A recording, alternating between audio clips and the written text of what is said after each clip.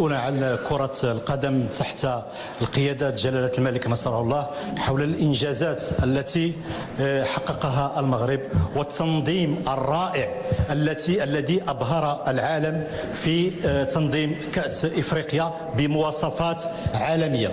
وهذه مناسبة لنتقدم لكم بالتهنئة بما أنجزتموه لا في النتائج وكذلك في البنيات التحتية التي حققها المغرب التي أزعجت الخصوم والحاقدين.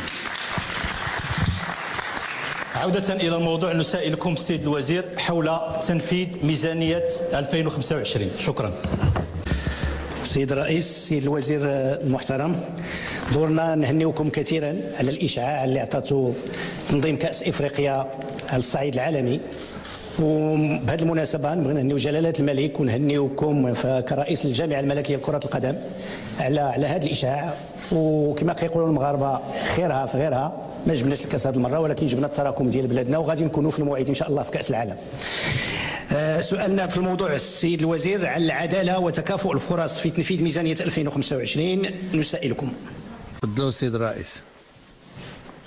شكرا السيد الرئيس. سيد الوزير المحترم، هذه فرصة بدورنا في الفريق الحركي أولا لتقديم تحية إجلال وإكبار لصاحب الجلالة الله يخلي له صحته وينصرو، ولكم السيد الوزير ومن خلالكم لكل أبطال المغرب اللي بلاو البلاء الحسن على كل المستويات الرياضية خلال هذا البطولة المهمة جدا. حول ميزانية سنة 2025 نسائلكم سيد الوزير ونتمنى أن تقفوا عند الجانب الاجتماعي اللي تهم المواطنين بشكل مباشر. شكرا.